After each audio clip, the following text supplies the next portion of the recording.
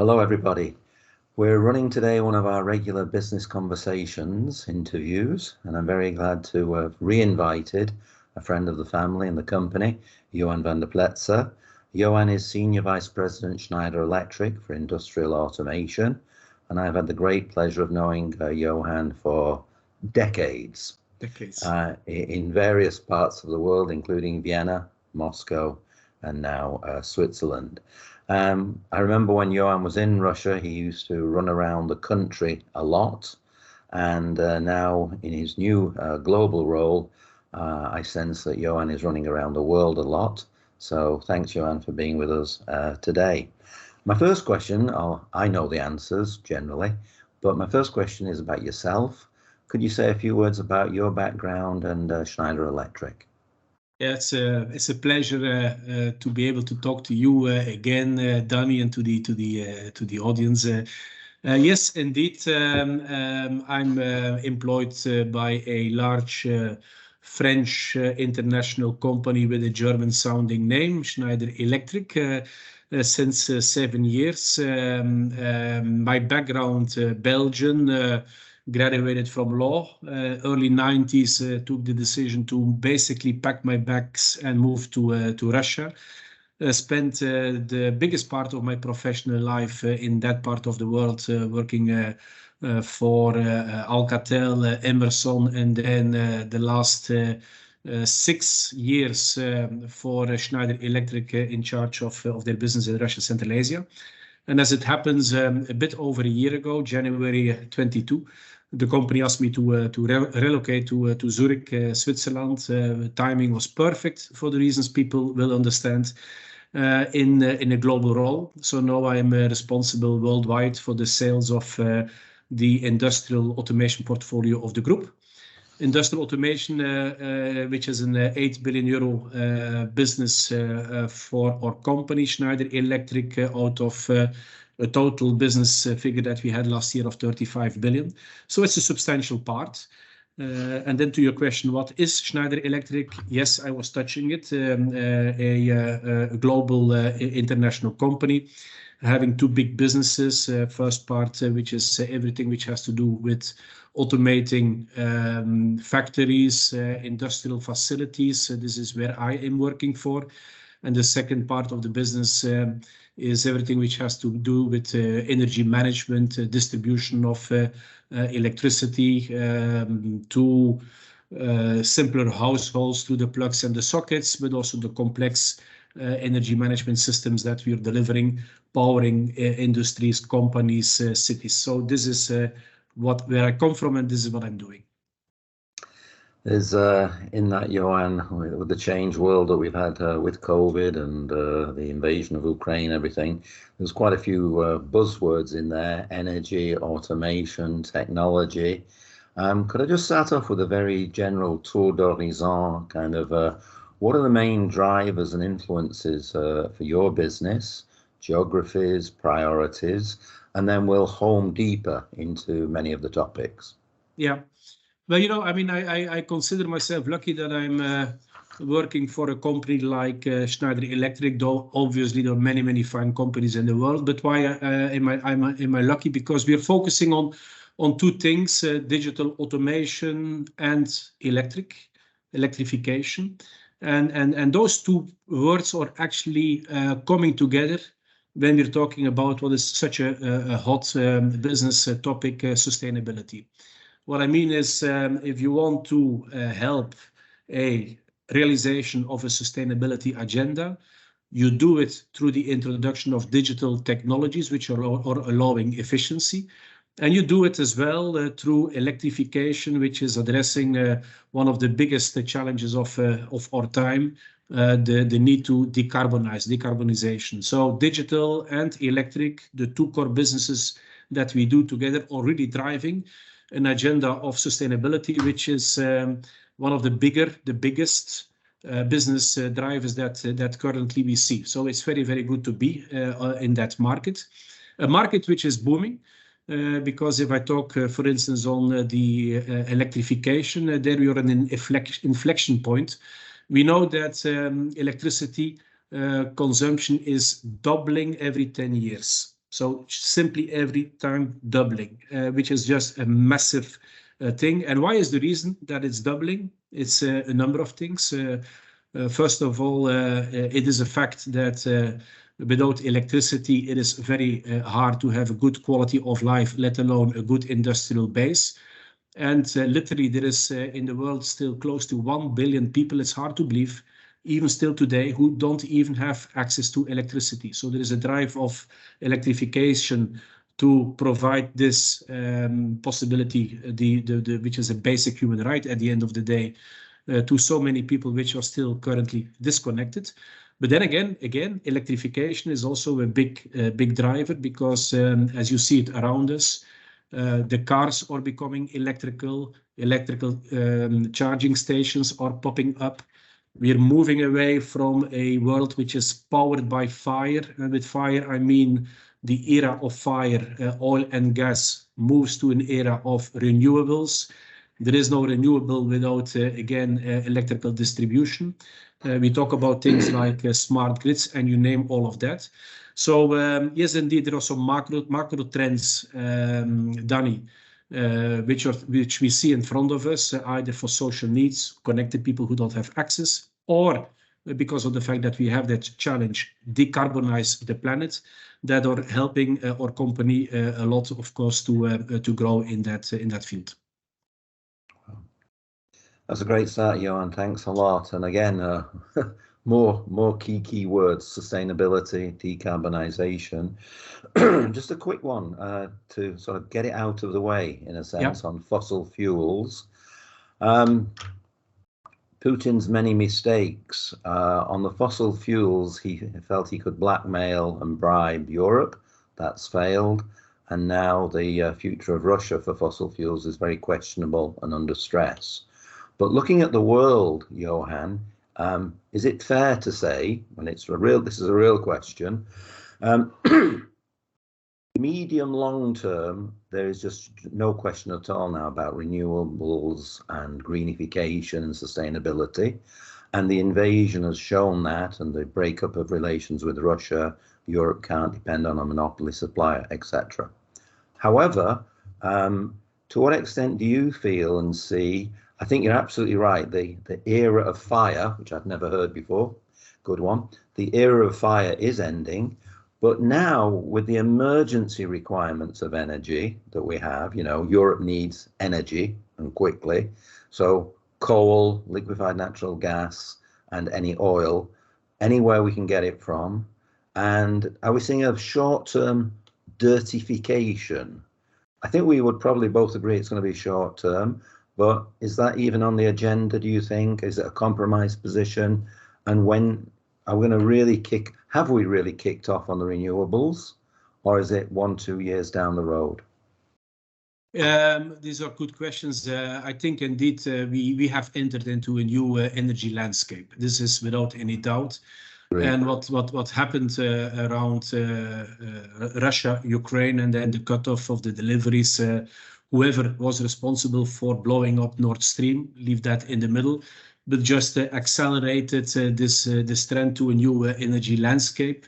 A new energy landscape, Danny, which I think is going to consist out of a mix, first of all, right? But first of all, if I look a little bit further, there are some points which we believe are there to stay and which will only accelerate. We talk about a landscape whereby you have smart grids or microgrids, a landscape where the distribution is decentralized, a landscape which is powered by renewables, and I will come to that one, renewables, wind, solar, which can be the big wind and solar facilities, plants that we know. But renewable, by the way, can also be, again, on the micro level, panels on the roof of a building which are powering the house. And we have in Schneider Electric already quite some cases of projects of customers where a building, through digital technologies, through those renewables, is generating itself more electricity than it needs for its own needs. So the surplus again is being put into the grid. So this is where I touch about smart building. That's the thing that is happening in front of us. But it is also true, it's an evolution. Okay, boy, whatever beautiful reality that I escape, we have to get there from where we are today to the day of tomorrow or the day after tomorrow. It will happen. But there again, a clever mix of energy, I think, is going to play a role. And in that clever mix of energy, gas, for instance, is still going to play a role for the coming years without any doubt. Nuclear, for me, is renewable. I know it's very controversial, but it's very difficult to go to that new reality without also having a good renewable component. And countries like France are understanding that correctly. They are using a lot of their current production already through the old-fashioned nuclear stations, but now they are also going to further develop the smaller nuclear reactors, which are going to be part of that energy, that new energy mix. So all of that, I think, it is happening. And yeah, the world is much more resilient and moving much quicker into that direction than people are thinking. All of us, we remember just, 6 months ago, the big fear that the cut of oil and gas from Russia was going to lead to shortages, to recessions. I remember that video clip, maybe some of you saw it on Russia Today, which was showing a family in Europe freezing to death during the winter months and was forced to eat the rats or something. It was a horrible kind of a clip.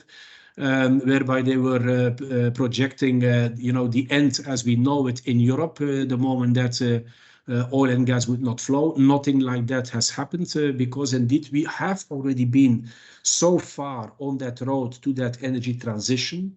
And we are also able, of course, to ramp up the supplies from other sources as well. So yes, I think it's interesting what is happening. Ironically, whatever was happened geopolitically in the longer term might have been a good thing for that new energy landscape. It's just focusing the minds even more. But we are pretty optimistic that this reality is happening today. And the last point that I would like to make, because people tend to forget this, is I explained the technology exists to go there, but it's not just the technology which is a driver. One of the biggest drivers when you're moving to something which is disruptive remains it has to make economical sense as well. And what we do see today is that generating electricity through wind or through solar today is beating in most of the cases. I would actually argue now today in almost all of the cases the generation of the same quantity of energy through the traditional means. So it is not only better for energy security, it is not only economically viable, but on top of that, it is helping us to address that other mega challenge that I started to talk about is decarbonization, making sure that we are addressing the issue of climate control on the same chart. So in front of you, Danny, you have a guy which is not hiding away the challenges that we have. We have challenges, but it's a positive story, and I'm very optimistic that we are able to conclude this transition to a successful end. Thanks, Johan, and I share that. You made me smile with the Russia Today story, and my advice is don't watch Russia Today. you know the joke there. And I confess on my international channels, I have Russian channels, and God, I even have Первый Canal, which I try not to watch, but that's another story.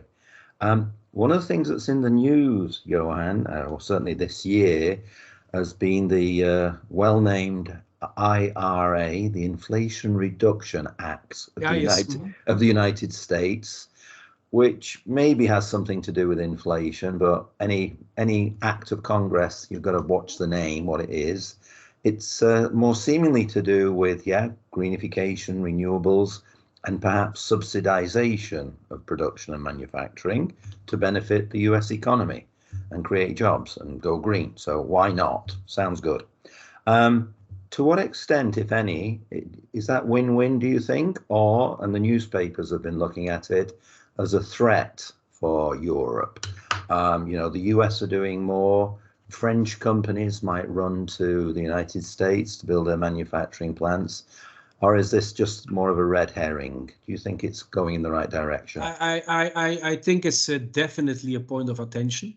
I think indeed it's a good thing. It's a good thing that the United States is releasing massive funds in accelerating renewable energy reality as well, investing indeed in electrical vehicles, battery manufacturing, power generation through renewables. That's all very good. It's helping the global challenge that we have on sustainability and on climate change. But yes, point of attention, of course, as well, because there are some strings attached. Every project which is funded by money coming from the federal budget has to comply to a certain made in America or built in America requirements. And then, of course, you touch the issue of protectionism and possible consequences. Now, first of all, the last word is not said. Okay, the good thing is that European Commission they did wake up to that threat, and as we speak, pretty high level talks are taking place to make sure that the nastiest angles of that new legislation are going to be removed, because at the end of the day, we will only benefit if indeed we still have at least between Europe and the United States some sort of respect of WTO and global trade. So I think indeed it's not going to be as hotly served the soup or eaten the soup as it is being served. So it's being addressed, but it's a point of attention. Now, is it going to push for further localization in the United States? Maybe it will, but if localization is being pushed in the United States, but to that point also in places like China itself, it is because of the fact that there is another thing which we cannot ignore. That's a wider trend of deglobalization, and the fact that indeed big global companies realize if they want to stay relevant on the global sphere, they simply have to move away from a supply chain setup where there was only one mega factory somewhere in the world, and from there was serving in all the different kind of territories. So we simply know that from a geopolitical point of view, but also from a supply chain security point of view. Remember COVID, when a factory in a given country could be shut down. Also from a supply chain security point of view, a more decentralized industrial base makes sense. So in that respect, yeah, your point is valid. Summarize, good thing, point of attention being addressed. But even if this would not take place, clever companies are really making sure that they're having a balanced production worldwide. But of course, I speak here for the big multinational companies which have the ambition to stay global players. Mm-hmm. Thanks, Johan. Well, I said the conversation would take us naturally, and it really does. And you brought in localization, sourcing, and it took us about 19, 20 minutes to get the word China into the conversation. People watching this don't know, but I remember vividly. We were sitting on a panel together at the atrium of the Balchuk-Kempinski in Moscow. You were kindly a panel speaker in your previous role, and you were one of the first people for me who highlighted this, the deglobalization of digital. And, you were saying, and I'd like you to maybe to repeat that thing, because that takes us, it's more valid now than it was then, and it has progressed in the direction you expected. So could you fluff out a little bit, Johan, the digitalization program and the way you think all companies need to do it, no single platform, no single anything.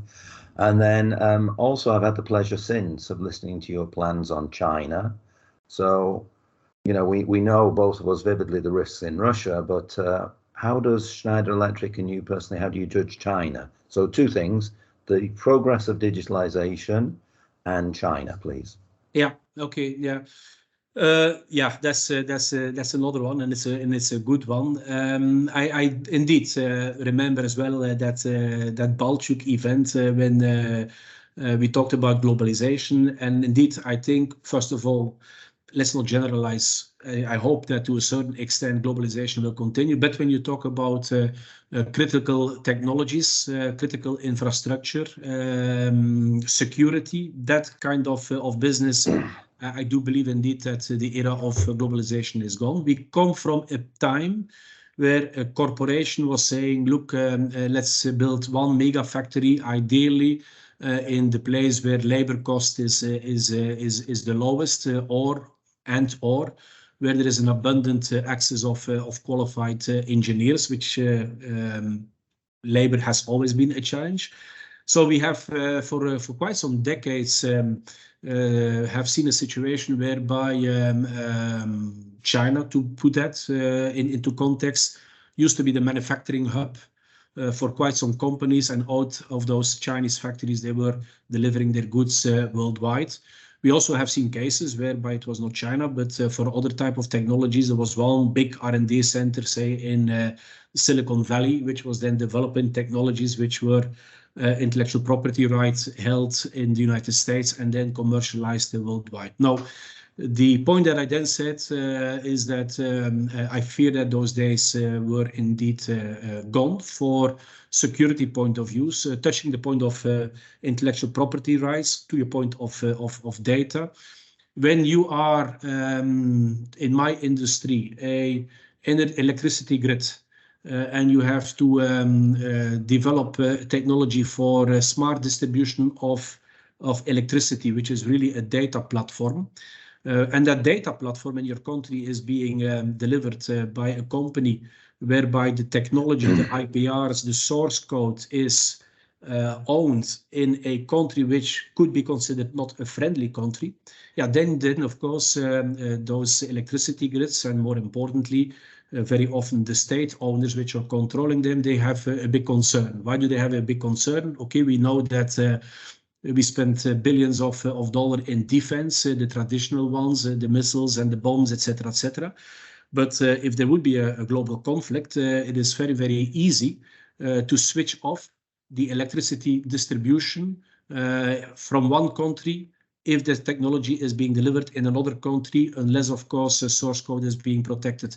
So that's one of the things that we have seen, that from that point of view, you would see topics coming up, which is sometimes called data protection. And you, by the way, don't only see it in China. You see it, for instance, also in Germany, whereby the authorities are insisting that critical data is hosted on data centers which are physically based on the territory of Germany itself. So there are many facets to that story. Based on that point, and then there was an acceleration, and then there was another acceleration. I predicted indeed we would move away from the world whereby one factory someplace in the world or one R&D center somewhere in the world would be sufficient to cover everything. The other thing that happened was then escalations a la trade wars. Whereby our friends from the United States were preventing the delivery of microchips to Huawei. Huawei, who is being blocked to deliver its telecommunication equipment on the European market. The Chinese then reacting and saying if a European vendor would sell its telecommunication equipment on our market, it's not going to fly, or they have to localize. So we have seen there as well an amplification of that trend that already started. I can add up two more sources. The source of COVID, which was then nothing to do with geopolitical issues, but which was then the supply chain disruption, whereby if you had one factory, like in the case of Schneider Electric, for a particular technology, which was located in Wuhan, and then the factory was shut down, yeah, then you had a problem in supplying your customers in other places of the world as well. So add to that one another mega trend towards a more decentralized supply chain. And now the last acceleration that we see, of course, is, and I hold my heart will it will end, but the increasing rhetorics, at least between United States and China again, with all the consequences that it will have. So the point that I want to make is that a company is living in the real world. a global company has to take into account that new realities. And if you want to stay relevant as a global player, but if you stick to your old modus operandi, whereby you say, I will only have one factory and that is it, then you will be cut off from quite some of the emerging markets that are there. So you have no other option but as well to have a decentralized manufacturing supply chain strategy as well. Absolutely. Thanks, Johan. I'd like to take us a little bit further into China and just give you a little bit of the background I'm seeing it. I know you're following it more closely and it's key critical. You know, the mood music on China has changed fundamentally in the last 6 months, 18 months or so. The invasion in Ukraine has been a catalyst to that, and more thinking and talk of Taiwan, etc. I'm getting mixed messages. You know, quite a few of the clients in different sectors are saying, we're not pulling out of China and ripping out our business and supply chains, no, but now it's China plus for sourcing and supply chain. So, and one cliche approach is let's go to India, which can be later in our conversation. But, you know, India, Vietnam, wherever for that activity. So there's a reluctance and a caution about China. However, the other side, of course, Olaf Scholz, Chancellor, went with BASF and Volkswagen and other representatives. I've read recently that McDonald's plans 900 new restaurants, Starbucks 500 new ones, and so on. So obviously it's maybe premature. I think companies do feel it's premature to disengage or pull out. But I just wonder, where do you see China on the business risk spectrum?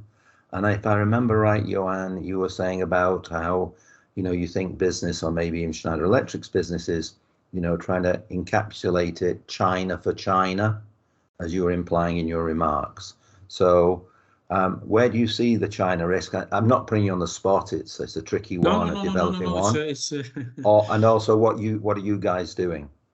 Well, look, I mean, you talked about two economies. You mentioned China. You mentioned briefly India as well. These are two mega markets. Absolutely. China population, what is now the latest, you know better than I, 1.5, 1.6 billion people. Yep. India this year apparently even overcoming China, yep, population-wise, with growth rates, birth rates, which are higher than the case of China. So India, everybody agrees, in a couple of years is going to be population-wise an even bigger market than China. Similarities, big markets, big opportunities, differences between those two markets as well. China, India, briefly, my belief for China is indeed what you mentioned. We have not just to have a China for China policy whereby we are manufacturing our goods in China. This is currently today no longer sufficient. We want to stay relevant in China, and we will stay relevant in China because of the fact that it's a market in its own right, because of the size. But to stay relevant, we want to go beyond just manufacturing in China for China. The local teams, they are as well developing the technology in China for China with their own intellectual property rights, with their own software codes, with everything that goes with it. They also take themselves, without involvement of corporate, their own sales decisions. So they are doing the R&D, they're doing the manufacturing, they're doing the sales, all in an isolated way, China for China. You can basically say that the big Schneider Electric, we are a kind of a shareholder of a 100% subsidiary, which is called Schneider China, which is doing everything itself. So if even there would be a further escalation, God forbid, between the United States and China, whereby they say codes, software codes, source codes, which is developed in Europe and China can no longer be shipped to China, we would not care, because everything is really developed in China itself. So this is the containment strategy that we're having. To say we will then also ship those products outside of China, the ones which are manufactured in China for certain select markets, that would go. But for instance, shipping that technology to India would then not go, because also there between China and India, they have their own geopolitical concerns. The world is really complex, it's really fascinating. But India there, for us, that's the next big growth market. Yeah? Or business in India grew by close to 40% just last year. We are projecting a doubling of our sales in the coming 3 years. This is going to be a top country for Schneider Electric. But there again, we need to make sure that we are having our production in the country itself, close to the consumer, with a very good segmentation, not only the premium offer that we are commercializing in Europe, but also a medium offer, the good enough to get technology with, of course, a very attractive pricing, also with very short supply chain. So also India is going to be one of the markets that we are addressing. And then I think at the end of the day, the picture does not look so bad at all if you put it all together, because you started by saying massive investments taking place in renewables and in the new energy landscape in the United States. Your concern we discussed. I think it's a fantastic opportunity. Europe did not fall off a cliff as Russia today was projecting. The economies are much more resilient. We do see that maybe here and there with some exceptions, there is no recession, touching the wood that Deutsche Bank will not collapse, but there is no recession in Europe. So Europe is on a good footing. And if you play it cleverly in the other growth markets, you have fantastic opportunities there as well, which are then further, the topic of today, amplified with the overall drive towards decarbonization, electrification, and sustainability. Thank you. Thanks, Johan. Great stuff. I believe, if I don't stalk you, but I saw on LinkedIn that you were in India recently, so that fits in. Very interesting comments on that. There's a little bit of a cliche amongst our clients. You seem to have cracked it. We'll go from China and do a lot more in India because India is nice and easy, and that's not the case. I think a lot of our clients have struggled in India. So you got warm words to say about market potential and that. It's not a zero-sum game, but a stupid question, why not? Is China easier than India for business, or is it irrelevant? I think it's simply different, Danny. It's simply different. India is a good market, and I must say, since I have my global role, positively surprised in that market. Based on my past experience when I was working for Alcatel and Emerson, I more looked at India as the market where you could have fantastic top line, a lot of sales, but profitability was always a huge challenge. With a good segmentation and definitely with a good medium market strategy, it turns out that India is as well not only a growth market, but a profitable market on top. And that's one of the misconceptions that some people have. People think that a medium offer per definition is dilutive or is less profitable than an optimum.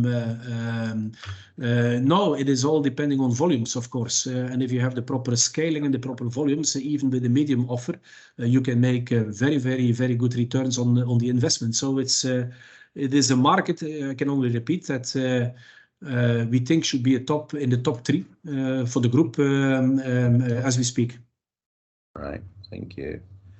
By the way, thanks also, Johan. You mentioned that phrase, good enough to have. You repeated the comment here. You could describe that as affordability, another terminology. Yep. And certainly on the consumer goods end, your products go down the chain.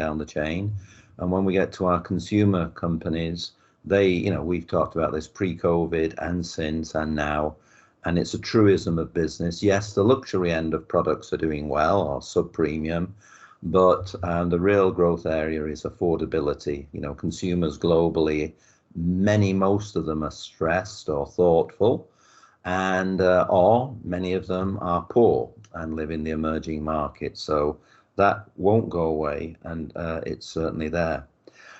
I have a couple more questions for us.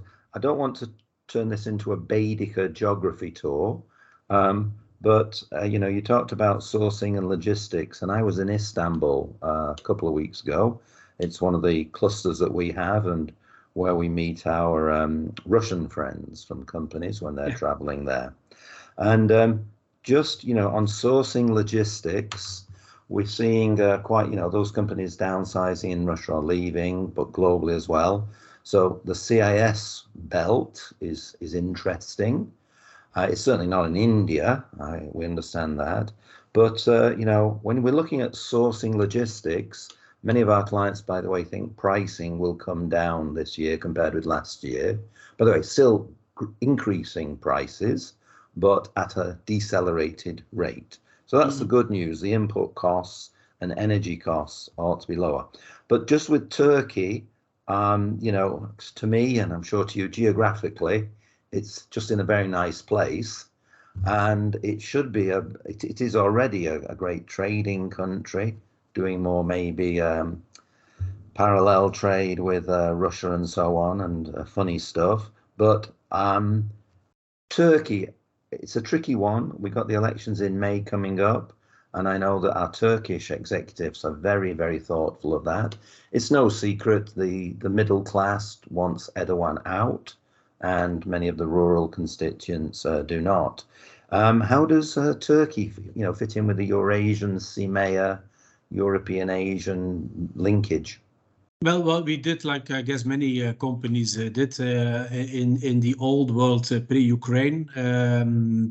The Russian operation was also responsible for Central Asia, with the exception of Azerbaijan, which was already attached a while ago to the Turkish cluster. With the special military operation, whatever we call it. Of course, we have disengaged completely from Russia, and the business in Central Asia is currently managed now out of Istanbul. So it is indeed Central Asia. Right, I didn't know Turkey that. is now a cluster, a subcluster in the wider Middle East and Africa region of the group. Turkey is. It's a fascinating country. It's a country where the lira is doing the wildest things. It is a country where the lira, by the way, now currently is a bit more stable, and we wait because until the elections will have passed. I think we have some state intervention there as well currently taking place as we speak, which is being benefited from by the clever business people. That is a thing that we do see. But this being said, it is a country which is having a remarkable resilience for sure. Yes. Our business in Turkey is good, but our business in Turkey is also very good, Danny. You must know because of the fact that for the industrial automation, we are selling a lot to machine builders, OEMs, based in Turkey, which are exporting across the wider Middle Eastern MEA zone, and those people are doing particularly well. I would actually even give a compliment. They are not only doing well, but remarkably, another thing that we often notice is that in Turkey or in some other emerging markets, those companies are the earliest adopters of digital and other disruptive technologies as opposed to some of the peers in emerged countries. It's a thing that throughout my career I have seen. Wow, that often emerging countries are leapfrogging forward when a new disruptive technology is being introduced. So that is good as well. A challenge that I see, and the biggest single challenge outside of the politics in Turkey is workforce, labor force.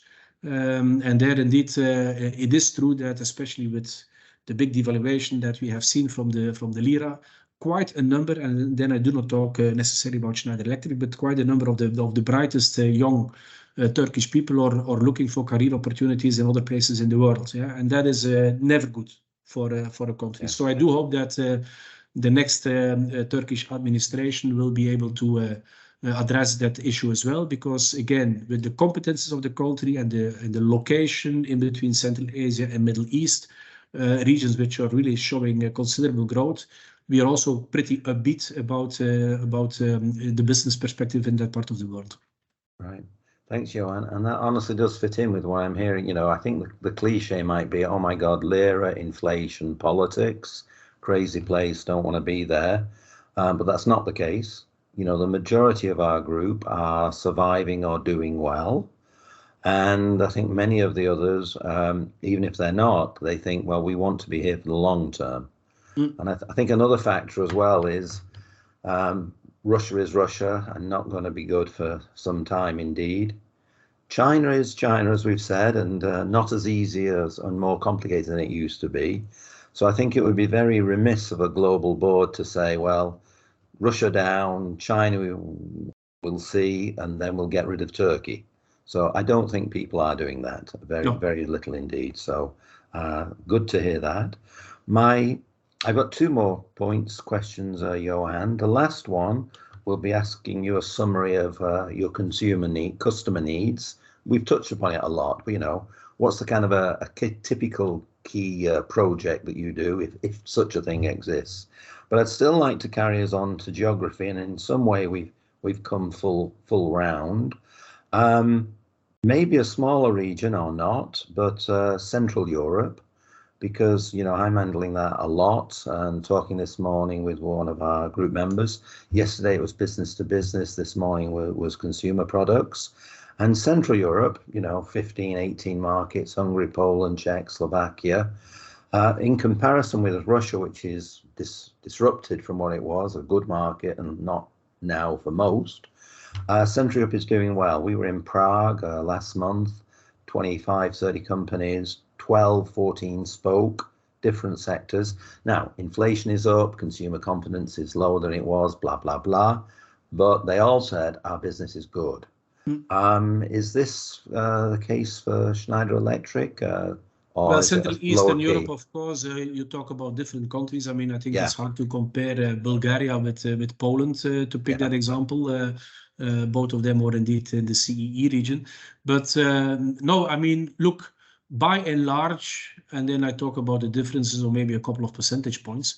But today, the integration of Central Eastern Europe into the wider European economical sphere is as such that the trends that we see broadly in Western Europe at the end of the day are also already applicable to Eastern Europe. So I don't really, at that stage, see the type of huge differences in approach or in mentality or in go-to-market that we see in the rest of Europe.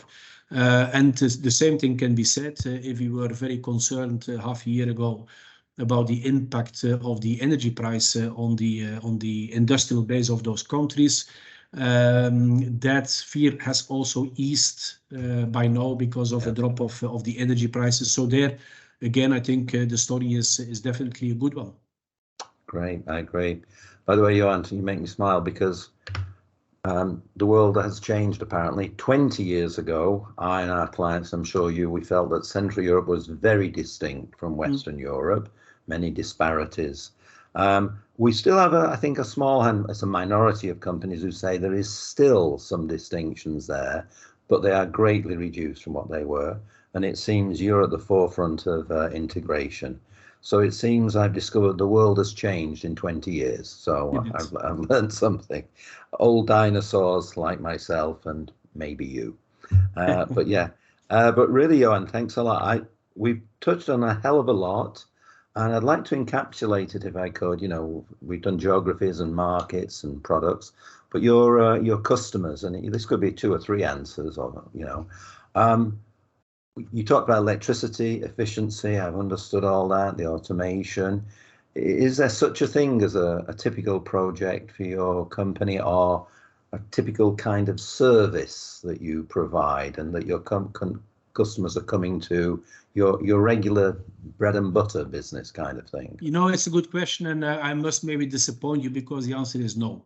And why is the answer no? It's because of the fact that we are having a wide variety of technologies. Exactly. We are selling a simple socket that maybe through a distributor you bought yourself without knowing it, and you will find in your apartment. Very, very possible because we have a big market share. So we sell a single socket or a little circuit breaker that you find in a home, to very complex automation or smart grid or digital technologies that we're selling to large industrial companies, metals and mining, food and bev, life science, oil and gas companies as well. So to say, okay, is there a typical one? No, there is no typical. And both from a geographical point of view, our business is rather evenly split across the different geographies. And we have, as I said, a different portfolio of products and go-to markets. But the thing that in general did change in the interaction with our customer is the language that we speak, as opposed to the language that we spoke just a couple of years ago. And I think we talked about that, sustainability. I mean, that was a thing that was not talked about. And today it's not greenwashing. It is really something that is alive and living with our customers. Energy efficiency. In the past, if you were asking a CEO of a European industrial plant, how much do you spend on electricity or energy per month? He did not know the answer. Today, he knows the answer. And he's asking us, what kind of technologies can you bring me to lower my energy cost base so that I stay competitive or I become even more competitive on the market. So this sustainability, decarbonization, energy efficiency, I think changes already a lot. And a moment in my old life, for instance, not so long ago, I remember St. Petersburg Economical Forum. The good old days when the big companies were running to St. Pete because they believed in we will invest in Russia. For us, in the old days as Schneider Electric, to get the attention of the CEO of a large oil and gas company was very difficult. I always said, you deal with my chief energy officer or chief automation officer. What we saw is that those people, they know, which we of course love, come to us proactively. And they are also asking, okay, how can we also diversify our technology in renewable, in hydrogen, in that new reality. So the language really has changed in just 5 years' time. It's just fascinating, Danny. Well, thanks a lot. Good to know. And really, it sums up, I think, diversification that you have, both the products, services, sectors, countries, but also being linked in with the flow of the time of renewables, greenification, and so on. I'm sorry I should finish there, but there's a little thing in my head. I remember you talking about some projects, and again, I may be beating a dead horse going in the wrong direction for a single answer. When Schneider Electric goes to a company and says, we've got this technology or product or service that can save you energy, because I remember you talking about that, the return on investment, now obviously I understand, it'll cost X thousand euros, and the recoupment time for the company, I think a non-specialist would say, well, that must be a few weeks, which of course it's not. So is there an average, or I remember you answering this question in the past, I'll leave it at that. Well, if you talk about the questions around energy savings, I believe, let's make a basic distinction. When you talk about energy for homes, meaning your building, how much do you spend? With the technologies that are available today, you can achieve 40 to 60% energy savings easily. Yeah. Right. So there, the return of investment, if you have to make the calculation, but you talk 2, 3, 4 years, and you can really already see it in reality. Industry there, the return of investment is a bit longer. Typically, with our technologies, a company can shave off 15% of its energy bill. Then it depends what type of industry are you in. Yeah, are you in a energy intensive activity like metals and mining, for instance, then 15% shaving off of your energy bill is huge. Fast return on investments. Are you in an industry which needs less energy? Obviously, it is a different kind of thing, but you should not forget that at the same time, of course, it's not about energy savings only. It is also about reducing your CO2 footprint, which for industries itself, for other reasons, attracting the young workers, getting the financing, having a return of for the shareholders is also a very important calculation. So for all those kind of economical and wider reasons, the case to invest in energy efficiency is a very obvious one. And I remember those numbers from our previous conversations, Johan. So I just wanted to be a cross-check, and also for the audience as well, because I think it's very interesting information. And thanks very much. We should have finished on a big topic of humanity and everything, instead of energy ROI and kind of thing. But we touched upon Russia, and I'm certainly not going to labour it now. And the phrase we have is, if you love Ukraine and Russia, your heart is broken. And I remember you, Johan, and you were very foresight in what you said. I think it was the day after the invasion. You said, this is a story with no good end. And that's certainly 1 year on is where we are, and I become darker on that. So we shouldn't finish on that note. We should finish on all the positives that you referred to. Thanks immensely for that, Johan. I look forward to the next time, and we do host events in Istanbul, so I want to make sure your colleague who handles Turkey and CIS is invited. Yeah. We want to do that, and in Dubai and everything. So really, just remains for me to say thank you so much again, and I look forward to the next time, and I look forward to the next fish dinner and wine together. Absolutely, me too, Danny. Thanks a lot. Thanks a lot. Thank you. Thank you. Bye-bye, Johan. Bye-bye.